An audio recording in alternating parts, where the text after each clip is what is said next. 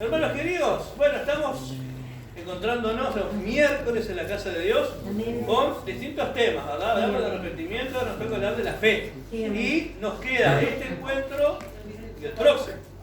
Y después vendrá otro hermano que seguirá con otros temas. Y después nosotros vamos a ir a otro lugar. De tal manera que todos los hermanos tengan todos los temas del seminario durante el ciclo. Y que también los que estamos en esto tengamos la posibilidad también de conocer otros hermanos. Ya los conocemos, en los eventos siempre estamos, pero es lindo tratar de esta manera con los hermanos, amén, y conversar y compartir y transmitir la palabra del Señor. Bien, el tema de la fe, hermano. ¿Se acuerdan cómo define el libro de Hebreos la palabra fe? Diego la tiene clara, Nicolás también. Hermana, yo tengo un lío con los nombres. Cuando la hermana llamó a la hermana Fausta, yo pensé que ibas a ir vos, pero no. Sos tú. ¿Tú sos? Rocío. Bueno. ¿Cómo define la palabra de Dios la fe?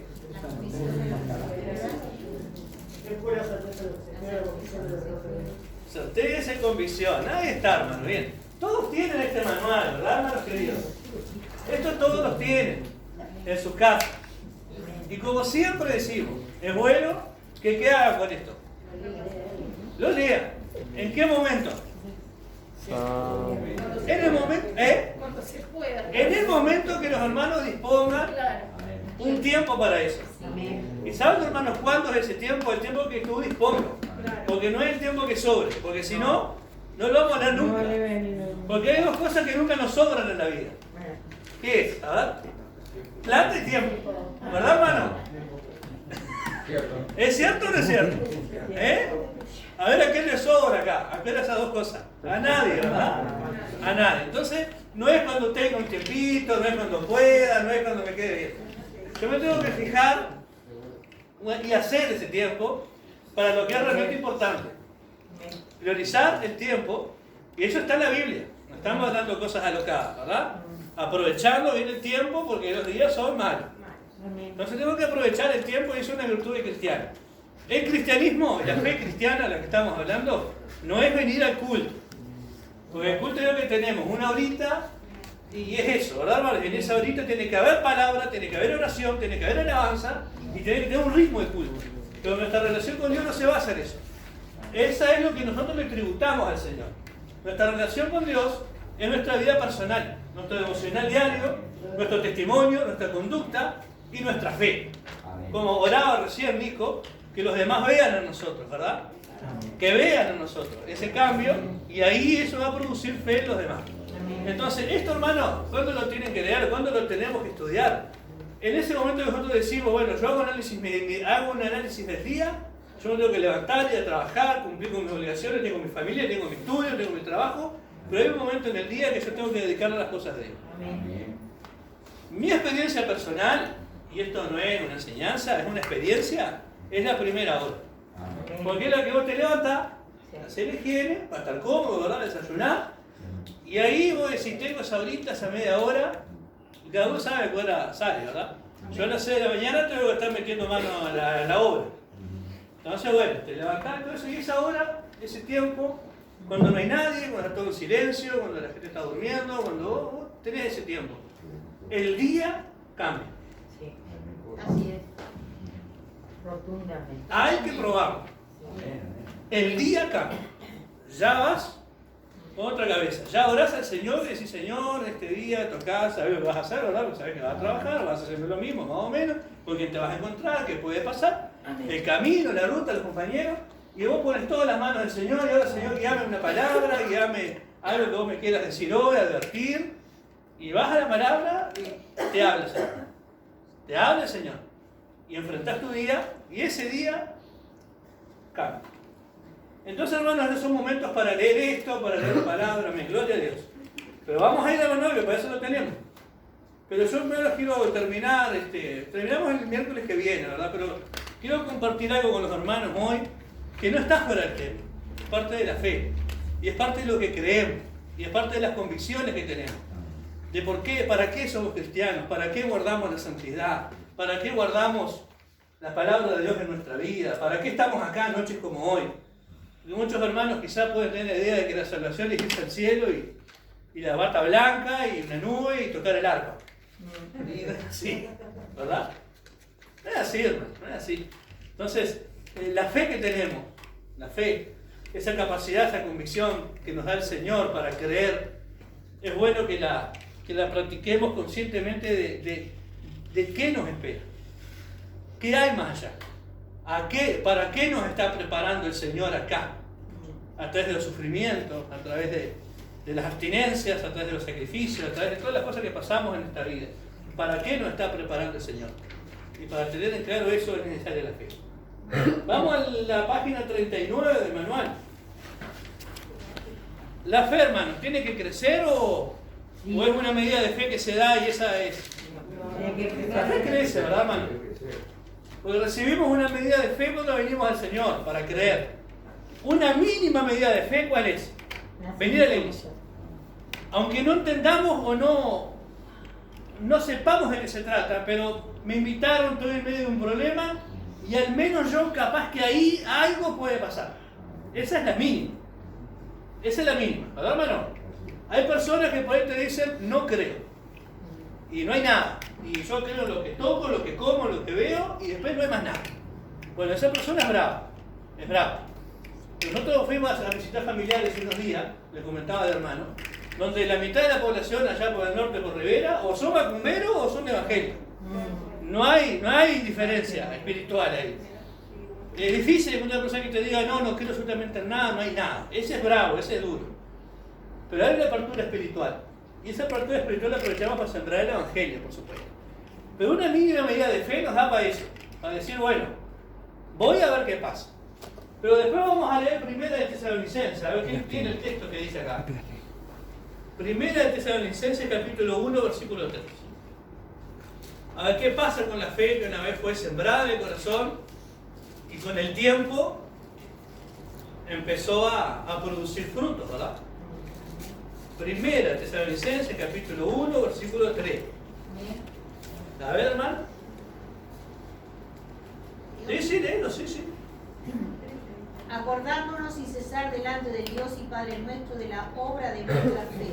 ¿Vieron? Obra de vuestra fe. Del trabajo de vuestro amor y de vuestra constancia en la esperanza de nuestro Señor Jesucristo. Amén. ¿Vieron que hay palabras ahí? Hay palabras que nos dan la idea de un crecimiento.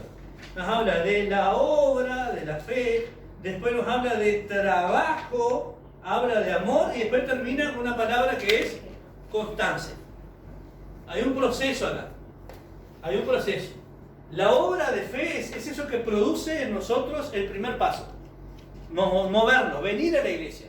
O dejar que un hermano de la iglesia vaya a nuestra casa y nos hable del evangelio. Esa es una primera obra de fe. Después viene el trabajo, viene un proceso, viene una serie de obras, de conductas, de amor.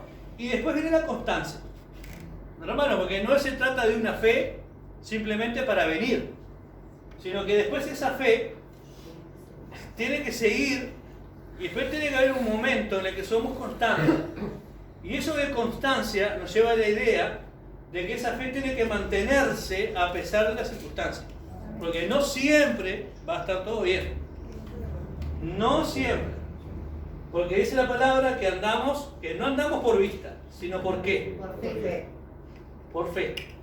Entonces ya esa fe que tengo que mantener constante va a estar por encima de lo que veo. No ando por vista. Me imagino los hermanos cuando edificaron este templo. Hicieron todos los muros, limpiaron el terreno, compraron, empezaron a trabajar.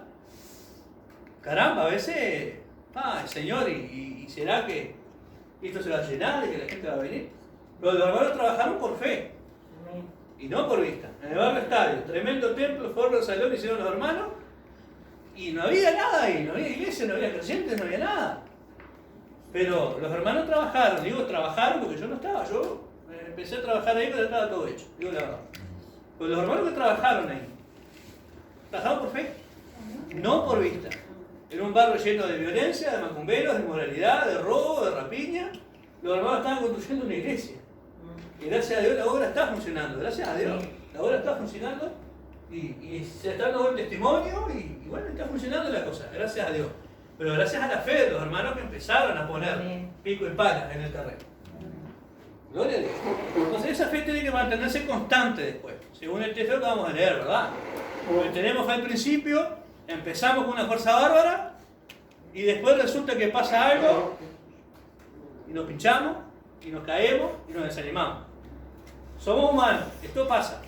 Pero precisamente cuando esto está pasando es que tenemos que pedirle al Señor que aumente nuestra fe. Cuando no vemos, cuando las cosas no están yendo bien, Señor, yo estoy por fe y no por vista. Trabajo, como dice el texto, ¿verdad, hermano? Trabajo en amor, pero me mantengo por fe, como Abraham veía al invisible. En la página 40, parte 2, dice en qué sentidos tiene que crecer esta fe. Y dice que crece en 2 sentidos. Igual, está ahí los títulos. ¿En qué sentidos crece nuestra confianza en el Señor? En el conocimiento de nuestro Señor. En el conocimiento y después la confianza. Cuanto más lo conozco, más confío. Y ahí está el tema de que cómo conocemos al Señor. ¿Cómo conocemos al Señor? Leyendo su palabra, porque el Señor no está para conocerlo, para verlo físicamente. Está el Espíritu, prometió estar con nosotros, en nosotros, con nosotros. Pero ¿cómo lo conocemos? ¿Cómo sabemos cómo Él era, cómo pensaba y cómo hacía? Por su palabra. Los evangelios hablan de Él y toda la palabra habla de Cristo. En el Antiguo Testamento mira a Cristo, el Nuevo Testamento habla de Cristo, ¿verdad? Y después dice en la confianza en el Señor. Cuanto más lo conozco, más me acerco a la palabra y más compruebo que el Señor sanaba enfermos y lo sigue haciendo porque dice que es el mismo. Cuanto más conozco que el Señor hacía milagros y sigo entendiendo que es el mismo, cuanto más entiendo que el Señor dice que tenemos que tener nuestra ansiedad sobre Él porque tiene cuidado de nosotros y lo hago y me demuestra que es efectivo, ahí aumenta mi confianza. Porque si no sería una confianza media ciega, ¿verdad? Media tonta. Confío en algo que no sé. Y eso no es la fe.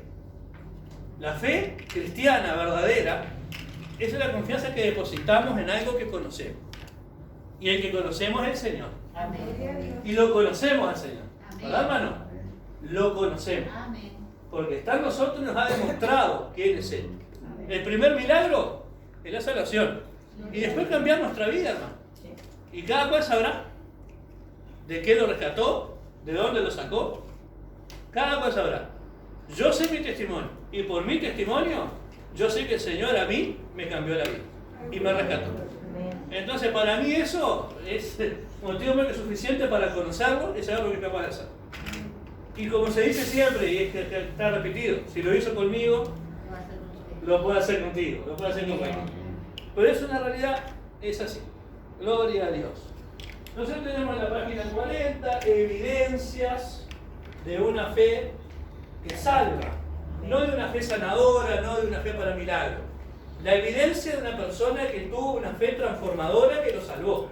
Recordemos que para salvación hay que tener un cambio de vida. Un cambio de mente, ¿verdad? Un cambio de rumbo, de actitud en la vida. Entonces hay evidencias que demuestran que una persona tuvo realmente lo que llamamos un encuentro con el Señor transformador. ¿Verdad, hermanos? Un encuentro transformador, como lo tuvo Pablo. ¿Verdad, hermano? Eso es el ejemplo de una persona que tuvo un encuentro transformador con el Señor. ¿Se acuerdan a qué iba Pablo? A perseguir a los. Yo felicito al pastor de la iglesia, todo el conocimiento que tiene la palabra. Pablo iba con cartas ¿a qué? A perseguir. Terminar, meter preso, encarcelar, con autoridad. Chao. ¿Y con quién se encontró? Con el Señor. ¿Y qué le dijo el Señor? ¿Esa voz que él oyó? Saulo, ¿quién me persigue? ¿Quién eres, Señor? Yo soy Jesús. ¿Quién tú persigues? Dura cosa te es dar patada contra un clavo de punta, papá. Amén. Yo soy Jesús a quien tú persigues. No estás persiguiendo al grupito ese que se junta ahí en la sinagoga medio escondido porque te tiene miedo. No, me estás persiguiendo a mí. Yo soy Jesús a quien vos estás persiguiendo. y cayó, ¿verdad? Cayó ciego, cayó de caballo, todos sabemos, ¿verdad? El Señor lo manda a la casa de un profeta, pero es un encuentro transformador que tuvo este siervo de Dios. Después muchos desconfiaban de él, no le creían, era Pablo el que estaba persiguiendo, ¿cómo ahora vamos? Era tal, después el Señor por supuesto se la va. Vamos a primera de Juan, hermano.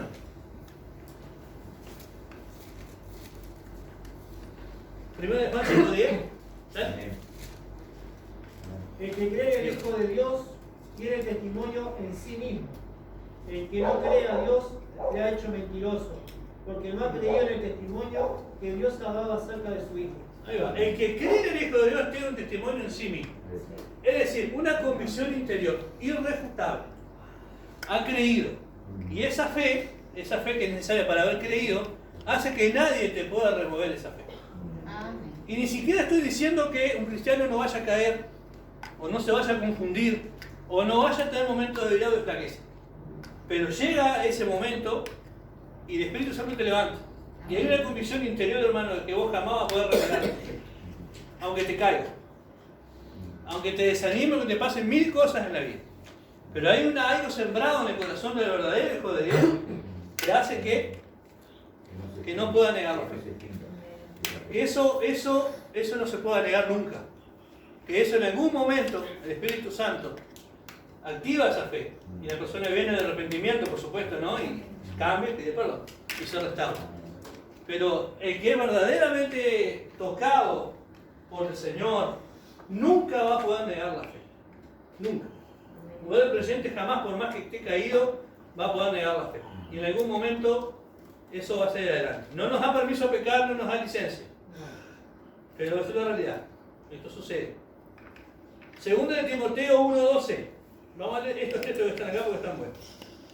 Una convicción interior, dice acá, de que Cristo es el Señor y que lo ha salvado. Después vemos la experiencia de esa persona. Segunda de Timoteo 1:12. A ver, hermano. Por lo cual asimismo padezco esto, pero no me avergüenzo, porque yo sé a quién he creído, y estoy seguro que es poderoso para guardar mi depósito para aquel día. Amén. Aquí Pablo estaba hablando de una experiencia de vida, y vaya que se la tenía.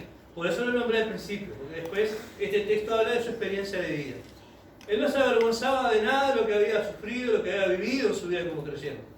En algún momento, él dice que él era hebreo de hebreos, circuncidado al 8º día, fariseo, ¿verdad? Tenía autoridad, tenía una carrera política, militar. Pero dice, todo eso lo tengo por basura, por ganar a Cristo. Amén. Y después llega a decir en lo último de su vida esto: no me avergüenzo de la lección que hice, de todo lo que le ha tocado padecer y sufrir, porque él está seguro que su depósito, que su inversión, que fue su vida, ¿verdad? Pablo no invirtió dinero en esto, Pablo invirtió su vida.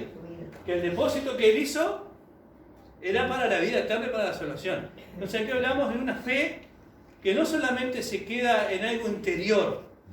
Yo sé sí que Cristo es el Señor, sino que lo llevó a la vida práctica, hasta las últimas consecuencias. Pablo llevó esa fe al límite. Pablo vivió siempre al límite. Y lo dice, ¿verdad? Naufragio, peligros entre falsos hermanos. Bueno, ¿cuántas veces, verdad? Bueno, quisieron matarlo, tirarlo a los animales, tirarlo al pozo. En fin, ¿cuántas veces quisieron? Y Pablo siempre estuvo confiado y vivió esa vida al límite, no estimando su propia vida, como el Señor habla de sí mismo, sino que siempre estuvo expuesto hasta las últimas consecuencias por amor a Cristo. Claro, podemos decir que tuvo experiencias, ¿verdad? Que él vio al Señor, que fue arrebatado, que escuchó, que vio cosas inefables, que no es... Él vio. Pero aún así, hermanos, él vivió esa vida con una intensidad, con una seguridad, con una certeza, pocas veces vista en la Biblia. Y que no se le atribuye a Pablo nada. Vio que la Biblia habla de los que han caído, de los que pecaron, de los que se equivocaron, de los que dudaron, de los que... Pero a Pablo siempre lo vemos convencido de lo que estaba viviendo. Vamos a ir ahora a Hebreos capítulo 11, versículo 1, ese pasaje que ya comentaron los hermanos, ¿verdad? Que ya hablamos nosotros acá. Certeza y convicción de lo que no vemos y lo que esperamos. ¿Verdad, hermanos queridos? Esto está en la página 40. Y según el manual tenemos que ir hasta la, a ver, 41 y 42. Y después tenemos la página 41. Tenemos la fe, una convicción interior, después una experiencia que nos lleva a vivir nuestra vida al punto de vivirla al límite, hasta de entregarla si es necesario, por una fe. Miren, hermanos, que hay historias que se cuentan, a veces los predicadores cuentan historias, ¿verdad? De que en determinado lugar aparecieron soldados y con ametralladoras en las iglesias y le dicen: si negás a Cristo te salvo, si no negás a Cristo te matan, y muchos decidieron morir. Bueno, son historias que han pasado, ¿verdad? Y eso es cierto, y eso es real, y en muchos países del mundo los vemos. Los masacran, los degüellan, los mutilan, le matan a los hijos, a la mujer, a la familia, después terminan con ellos. Y es una fe que va hasta las últimas consecuencias. Una fe que va al límite, porque realmente funciona. Capítulo 7, página 41, los resultados de esa fe. Y aquí vemos un proceso. Vemos un proceso. ¿Vieron, hermanos, página 41? Hay un proceso que está descrito y que tiene textos bíblicos. La primera parte de la fe, cuando recién empezamos a crecer en los caminos del Señor, ¿qué dice ahí? Parte 1. Confesión. Aquella palabra que nos habla de que tenemos que confesar con nuestra boca y creer en nuestro corazón.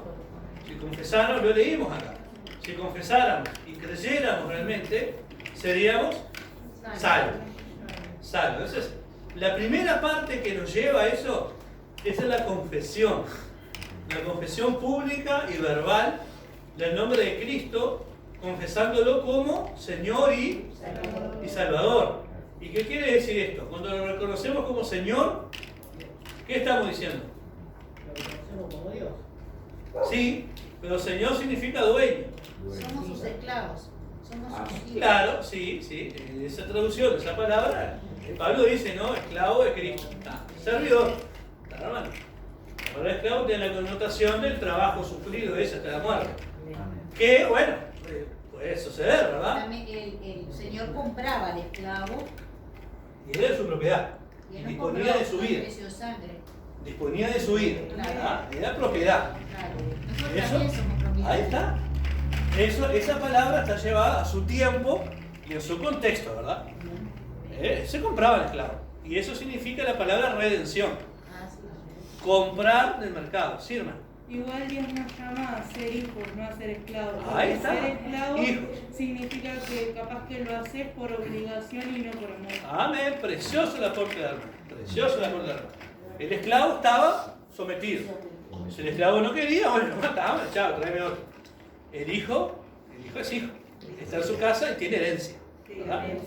Y Jesús, más que esto, dijo: ya no los llamaré siervos, sino los llamaré amigos. Si es que hace lo que yo le digo. Pero el Señor nos ofrece esa relación, la de amigos, amigos de Cristo, como lo fue Abraham, amigo de Dios. El Señor nos ofrece su amistad, su compañerismo, su palabra, su consejo, su consuelo, su amistad, lo que es amistad, ¿verdad, hermano? Gloria a Dios. Entonces la primera parte es confesión, y dice que tengo que confesarlo como Señor, porque si creyeres con tu corazón y confesares con tu boca, serás salvo. Que Jesús es el Señor, serás salvo.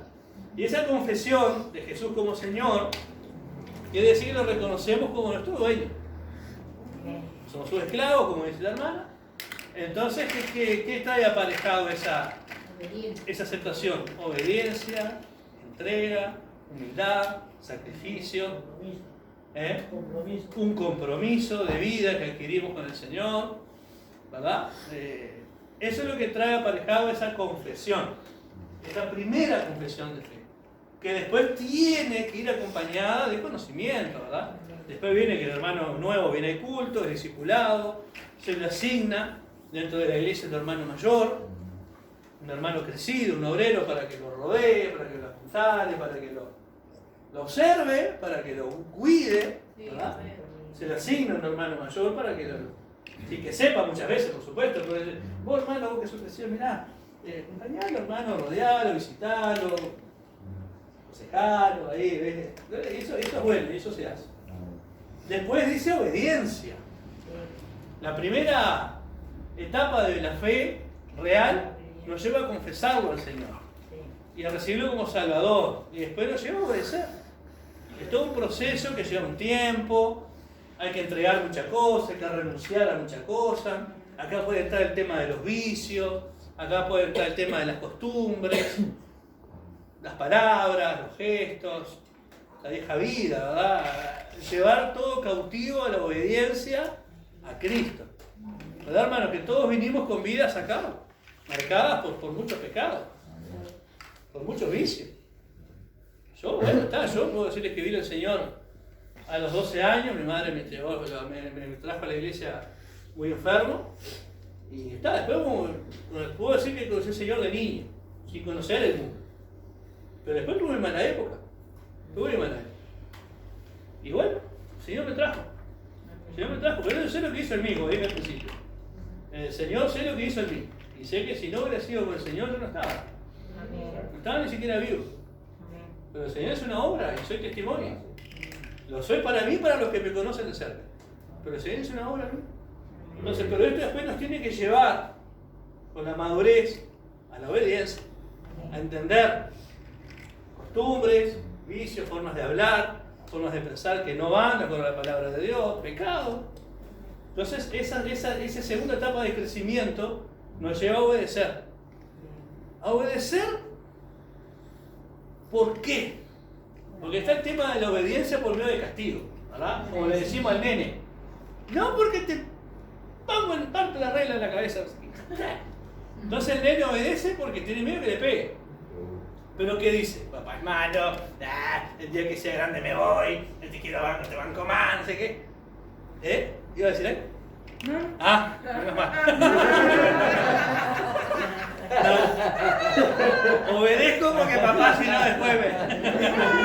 No. Perdón, hermano. No iba a decir nada, chiquito. Eso nos pasó a todos. Eso que va a ir. ¿Verdad, hermano? Pero todos pasamos por eso. Mi pobre madre me llevó al Señor porque yo era muy enfermo. Después no se convirtió en Señor, se convirtió después. A lo primero, cuando yo me atacaba mucho de asma. A lo primero, cuando yo me daba las crisis, ¿viste? El Señor te está castigando. Te entrego al Señor, me decía. Te está castigando el Señor. ¿No sabes qué hiciste? ¿Qué dijiste? Claro, yo me crié hasta los 15, 16 años. Un miedo. Un miedo. Que si me iba de la iglesia me quedó un juicio, que si me atacaba de asma era porque un pecado, porque una falta, porque dije una mala palabra, porque no sé. Entonces era una obediencia que vos estabas. Un miedo tremendo. Después entrás a ver que Dios es Padre, que te ama, que empezás a descubrir por vos mismo la palabra, estudiarla, leerla, y te lleva a otra obediencia, que es por amor. Es una obediencia de decir, Señor, yo sé que me amas y que lo que me estás diciendo que tengo que vivir es por mi bien, que me tengo que guardar, que tengo que cambiar hábitos de vida, que tengo que dejar costumbres, amistades que me van a llevar por mal camino. Y en esos tiempos Antonio hermano que está acá con nosotros, Roberto. En esa etapa de mi vida Antonio hermano. Yo lo considero un padre espiritual. Yo lo considero un padre espiritual. Entonces, lo demás lo compartíamos horas, ¿verdad, Roberto? En mi juventud, en mi adolescencia, él era más crecido. Y tal, no, George, me dice, no, Jorge por acá, no, Jorge, vení, no, esto no. Y fui entrando en ese otro conocimiento de parte del Señor que mis padres me pudieron dar. Y después el pastor, bueno, con mucha paciencia también, pastor de aquellos tiempos. Pero entramos en una obediencia por amor, una obediencia que sale de la persona en agradecimiento cuando entendés lo que fue hecho por vos. Cuando entendés que si no hubiera sido porque alguien, como dice la palabra, ¿verdad? Mas Dios muestra su amor para con nosotros, en que siendo pecadores, es decir, malos, aunque nos hayamos equivocado, Cristo murió por nosotros, justos por los injustos, amén. Entonces cuando empezás a entender que te rescató, que te redimió, que te compró con su sangre, que te sacó del mercado de esclavos y te hizo su hijo, su siervo, te hizo, te dio libertad, te limpió, te perdonó, te sanó. Vos estás a decir, Señor, gracias. ¿Y qué quieres que yo haga? Como decía el profeta, ¿verdad? Y me dice, Señor, ¿qué quieres que yo haga? Porque entiendo que lo que me queda de vida no es por mí, sino es por lo que hizo por mí. Entonces no me queda otra que rendirla y decir, Señor, bueno, venme aquí. Como esclavo también tiene esa posibilidad. Después de 7 años debía ser libre, pero si el esclavo quería quedarse en la casa, se quedaba, ¿verdad? Se podía quedar. Gloria a Dios. Entonces eso es lo que nos ofrece el Señor. Esa posibilidad de servir y obedecer por amor. No por el miedo de castigo. O sea, no es por el miedo a que me pase algo o me vaya al infierno. Es una obediencia de amor. Es una obediencia consciente de que le debo la vida. Entonces le sigo y le obedezco. Y ahora vamos a hablar algo de esto. Y después vamos aquí, hermanos, al punto, bueno, obras de justicia. ¿Vieron, hermanos? Habla de obras. La fe sin obras es muerta, esa es la palabra, dicen los textos que están acá, ¿verdad, hermano?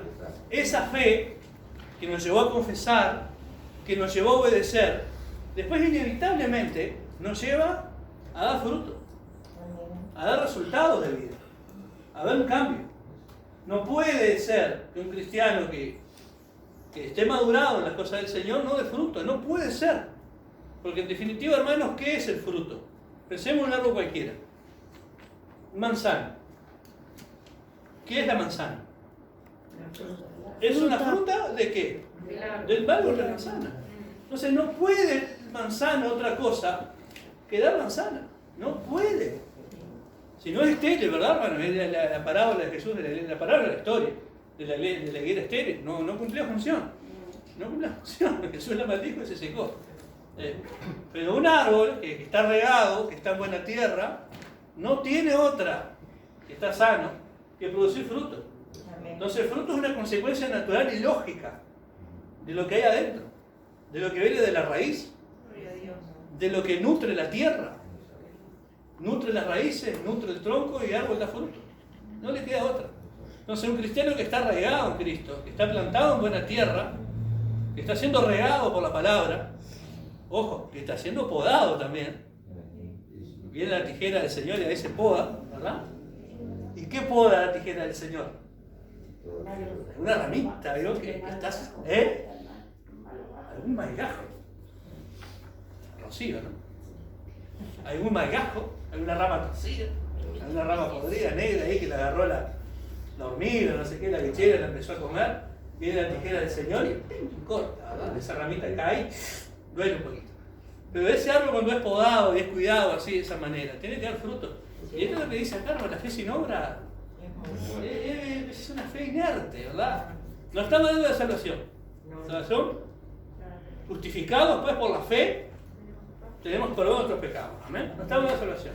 Pero una fe inactiva, una fe sin obra, se mantiene ahí en lo personal, vengo a la iglesia, creo, no me pude mucho cambiar mi vida, tengo ciertas cositas guardadas que todavía no, cuando nadie me ve yo me fumo un cigarrito, cuando nadie me ve yo me tomo un trago, me juego un frutito, un cintito de oro. Ahí, no está hablando de salvación, eso es personal y trato de con cada uno. Pero está hablando de fe que no crece, de fe que no nos lleva a dejar, fe que no nos lleva a dar fruto. Siempre el árbol está enfermo. El árbol está enfermo, está con cosas que no dejan fructificar. Y eso se ve, ¿saben qué se ve, hermano? Se ve. El árbol que está enfermo, usted lo ve. La fruta no da, no se ve, la fruta no sirve, está amarga, está ácida, no madura. Y se ve, ¿verdad, hermano?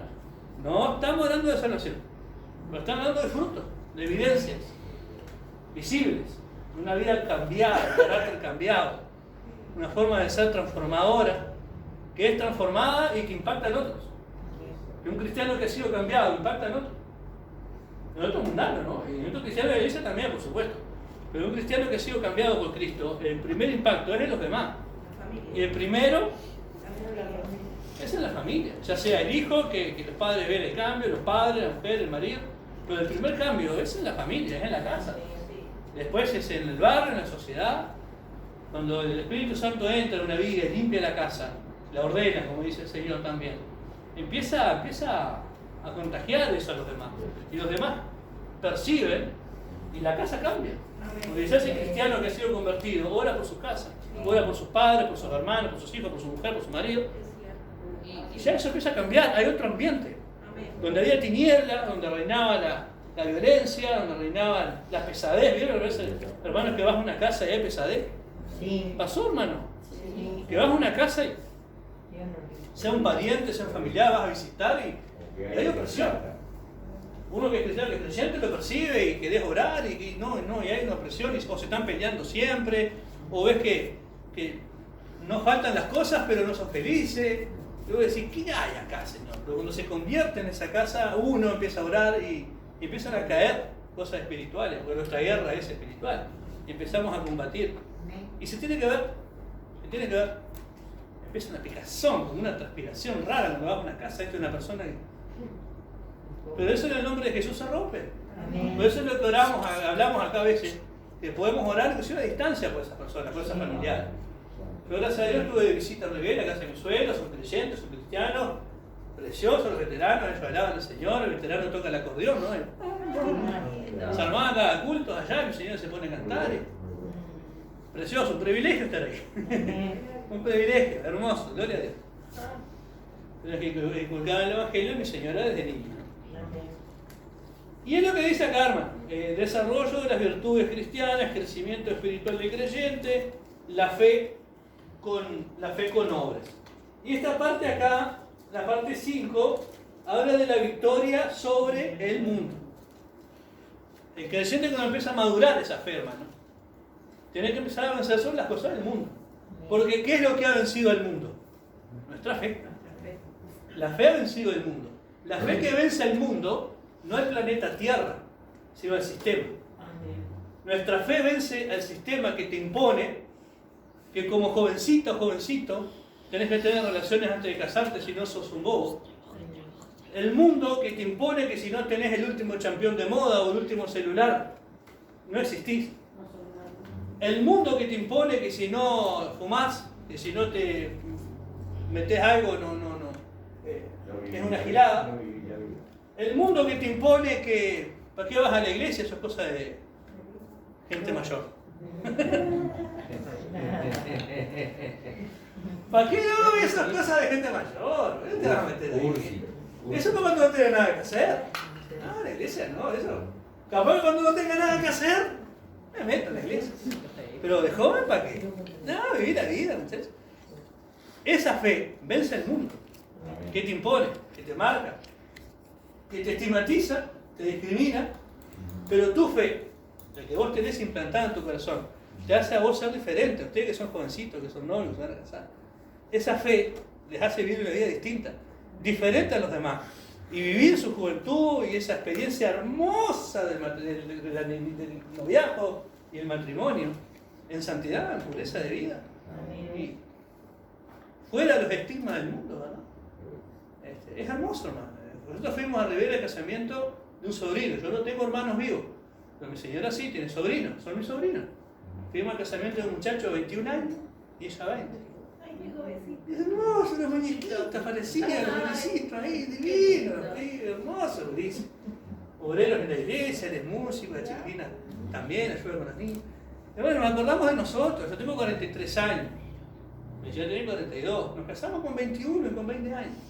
Los veíamos ahí y no quedaba otra que emocionarse, hermano, y llorar con ellos y abrazarlos, chiquilines, y decirle, Josué se llama, y decirle, querido, vivimos de vuelta 20 años atrás de nuestro, viéndolos a ellos ahí, yo paradito ahí, llorando.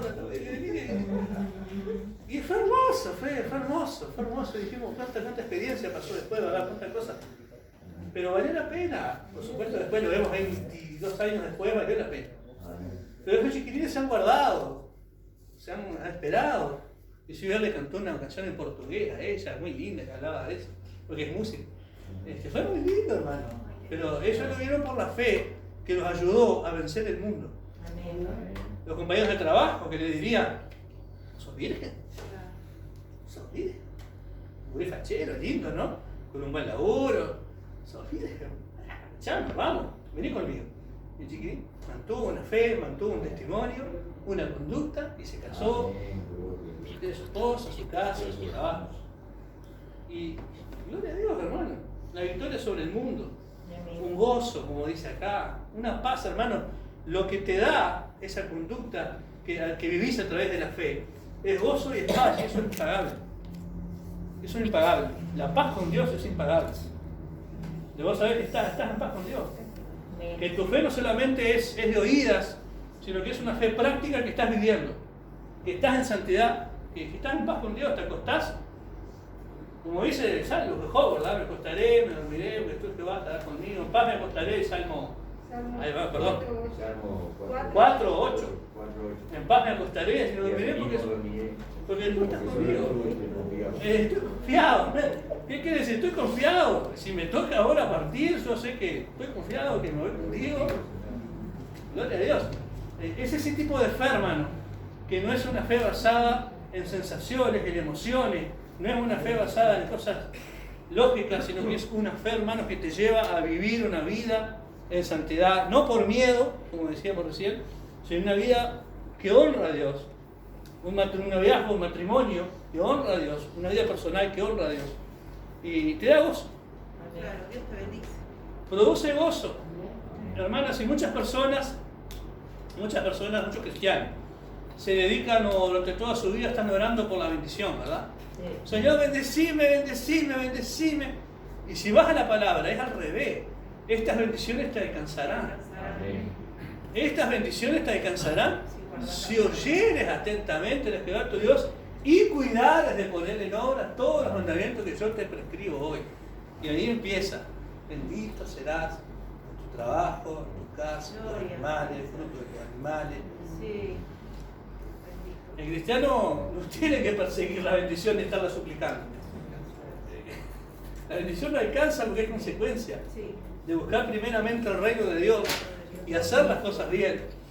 Y después todo lo demás que dice Mateo, que estaba hablando de vestido, de la ropa, de comida, ¿verdad? Todo lo demás viene como consecuencia, como añadidura, porque estaban preocupados, ¿verdad? ¿Qué vamos a comer? ¿Qué vamos a vestir? No se preocupen. Esa fe trae un gozo inefable, un gozo que no se puede describir. Y por supuesto una permanencia en la fe. Amén. Vamos a la página número 42, cierro el tema por acá, mis hermanos, y después quiero comentarles algo del resultado de nuestra fe cristiana.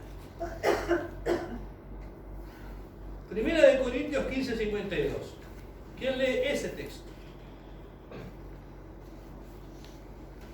Primera de Corintios 15:52, muy conocido. Es como para cerrar. A ver, Diego. En un momento, en un abrir y cerrar de ojos, a la final trompeta, porque se tocará la trompeta, y los muertos serán resucitados incorruptibles, y nosotros seremos transformados. Esa, hermanos queridos, es el cierre de la historia de la iglesia. Hasta ahí nos tiene que dar la fe. Porque después no, después ya estamos con el Señor, ya no vamos a tener que creer, ya vamos a estar ahí. Pero tu fe te tiene que dar, hermano, hasta el momento en que Cristo venga a buscar a la iglesia. Hasta que en ese abrir y cerrar de ojos, que puede ser en cualquier momento, pero hasta ahí tu fe tiene que estar vigente. Hasta ese momento, o hasta el momento de la partida, ¿verdad? Y tampoco podemos saber cuándo es. Pero mis hermanos queridos, ese es el broche de nuestra fe. Esa es la cúpula de nuestra fe. Y hermanos, amados míos del alma, no sabemos cuándo va a pasar esto. Pero como creyentes, como hijos de Dios, creo que el Espíritu está inquietando a los hijos de Dios, a los siervos, a los pastores, a los hermanos, a incentivar a la iglesia y a los mismos propios hermanos, porque esto es una relación personal, a que estamos viviendo tiempos difíciles y que son los últimos tiempos. Esa fe que un día recibimos, hermanos, por favor, no se quede. No se quede. Hemos resistido hasta ahora. Hemos aguantado hasta ahora. No se quede. Falta poco tiempo. Falta muy poco tiempo. Y la palabra se está cumpliendo delante de nuestros ojos. ¿O acaso pensamos que esto se salió de control de las manos de Dios y que no saben qué pasó por ahí, que vino un virus. Alguien por ahí explotó una bomba con un virus. Hermano, todo lo que está pasando nos está demostrando los cristianos de que la palabra se está cumpliendo. Sí, amén. Y esto, lejos de desanimarnos, nos tiene que hacer a nosotros afirmar nuestra fe. Esta que estamos hablando acá en el libro, en el manual que estamos, hermanos, afirmémonos en la fe. Revisemos nuestra propia vida. Miremos. Discernamos lo que está pasando. Escuchemos los buenos siervos de Dios que están investigando todo el tiempo, analizando lo que pasa en el mundo, trayéndolo a la palabra y dándonos información fresca sobre lo que pasa en Israel, con las profecías bíblicas, con todo eso, ¿verdad? No sensacionalismo y no gente que habla por hablar tampoco, porque hay de todo también. Pero analizando en el espíritu, ¿verdad? Hay hermanos que nos enseñan seriamente la palabra. Y mis hermanos, ustedes saben todo lo que viene por delante para la iglesia. Cuando pase eso, cuando venga el arrebatamiento, o cuando nos toque partir de este mundo, lo que viene por delante, hermano, lo que se viene, lo que Dios tiene preparado para nosotros, más lo que dice ahí que cosas que ojo no vio ni a nadie se le vio una pensamiento. Pero lo que está en la palabra, lo que podemos ver. Hermanos, yo quiero comentar esto con ustedes para animar vuestra fe, para que no se desanimen y entendamos, hermanos queridos, que todo lo que nos toque pasar en esta vida, tanto lo bueno como lo malo, es pasajero. Pero lo que viene por delante es eterno. Y bien vale la pena, hermano, como dice la palabra, aunque sea por un poco de tiempo. Y un poco de tiempo es los años de nuestra vida, ¿verdad? Ser probados y pasar por cierta dificultad, para después alcanzar la meta y lo prometido. ¿Saben, hermano? El arrebatamiento de la iglesia es el próximo evento sobrenatural, poderoso, que estamos esperando todos los cristianos. Hermano, imagínate que estamos en un culto, que estamos como ahora, que estás trabajando, y una vez cerrado de ojos es un nada, ¿verdad? Sin previo aviso, cuando querés acordar, te elevaste en el aire, sos transformado, dice la palabra, cuerpo nuevo, como te dije recién el hermano, y ahí las bodas del Cordero. Gloria. Lo que la Biblia simboliza con la unión del matrimonio, el estado del matrimonio, el santo, sagrado estado del matrimonio, simboliza la unión de Cristo con la iglesia. Y ahí vienen, hermanos queridos, el reparto de galardones, ahí vienen las coronas, que eso te la tenés que ganar, ¿sabías?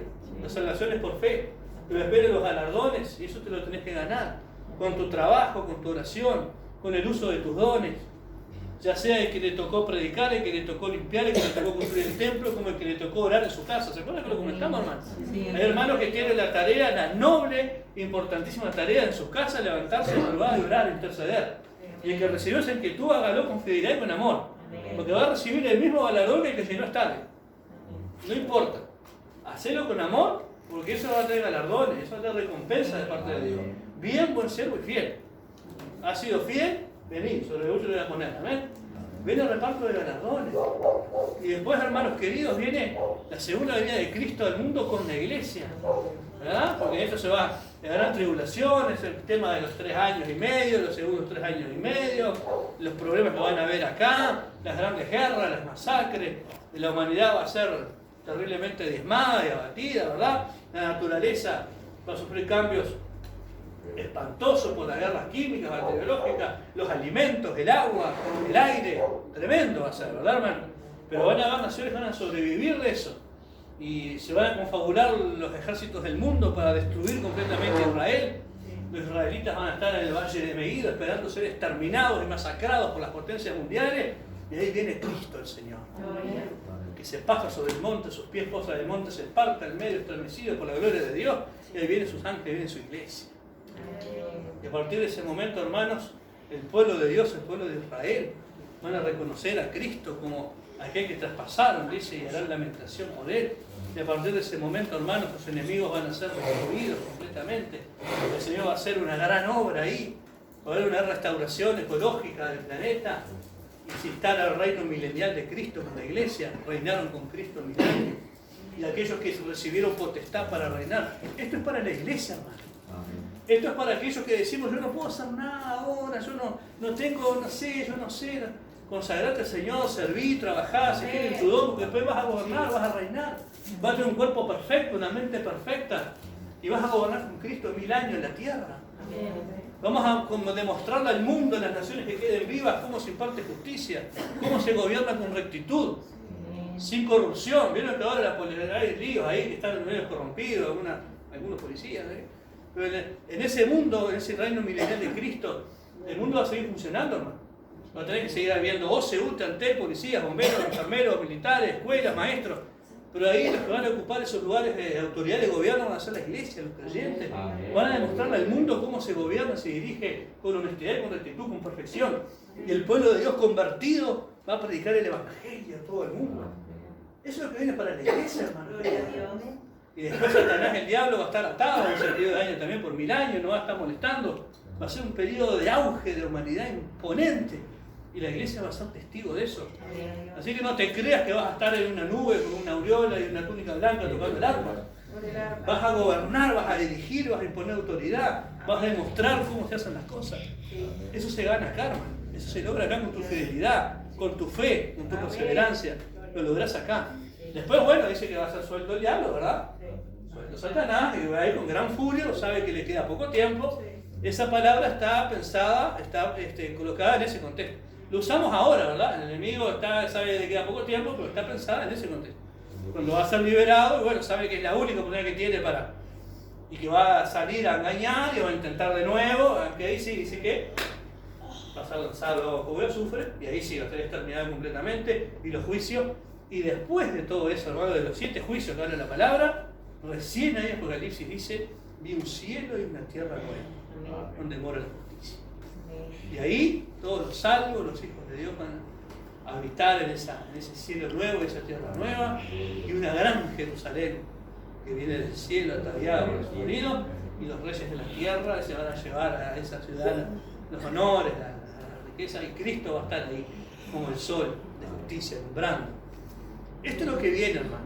Esto es, por supuesto, sin 10 minutos sintetizado en el estudio de meses. Pero esto es lo que viene. Si sos capaz de mantener la fe. Si sos capaz en este tiempo, cuando la cosa está difícil, de mantenerte, de guardar la santidad, de guardar tu fe, de guardarte que es tu convicción, aunque no lo veas. Si sos capaz de mantenerte firme en aquello que has creído, esto es lo que hay para vos.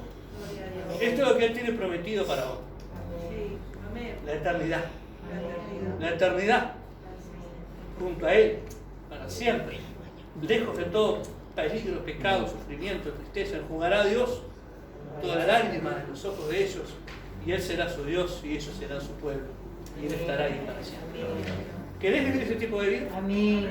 ¿Querés experimentar eso? Amén. Sé fiel hasta la muerte, y te daré la corona. Amén. Padre, en el nombre de Jesús, Amén. gracias, Padre, porque tú nos has permitido ver estas cosas. Señor, están escritas en tu palabra y todo el mundo la puede leer. Amén. Pero no todos la pueden entender, discernir y creerlas en su corazón. Amén. Gracias, Padre, por el don de la fe que nos has dado Amén. para creer estas cosas. Amén. Y como consecuencia, vivir una vida de que a ti te agrade. Como tu palabra dice, para que seamos dignos de escapar de las cosas que van a venir sobre ti. Y sabemos, Padre, lo que está por venir, porque también está en tu palabra. Y sabemos, Padre, de los sufrimientos que vienen. Sabemos de las angustias, sabemos de la violencia que viene. Sabemos de todas estas cosas, que esto no va a mejorar. Sabemos de todo esto. Padre, por esa misma fe que nos has dado, ayúdanos a testificar con nuestra vida, a impactar en otros, para que se conviertan, para que aquellos que tú sabes que están predestinados para la salvación alcancen esta fe y puedan ser salvos y disfrutar de esta eternidad, de estas grandes promesas que tú tienes para nosotros. Y para los que somos parte de tu pueblo, ayúdanos, Señor, a mantener esa fe, de tal manera que trabajemos, de tal manera que usemos nuestros dones en el área que sea, con fidelidad y con amor, sabiendo que cada oración, que cada lágrima, que cada trabajo, que cada minuto de nuestro tiempo, que cada ofrenda de dinero, que cada ofrenda puesta en tus cosas tiene galardón, tiene fruto y tiene recompensa, porque es un acto de obediencia y de fe. Ayúdanos, Señor, a vivir nuestra vida de tal manera que tú puedas darnos esa amplia y generosa entrada en los reinos. Gracias, Padre, porque sabemos, por la fe, que las cosas que vemos son pasajeras, pero las que no vemos, pero por fe las creemos, son eternas. Gracias, Padre, en el nombre de Jesús. Amén. No se queden, hermano. No se desanimen. Sigan hasta el final. Amén. Pastor.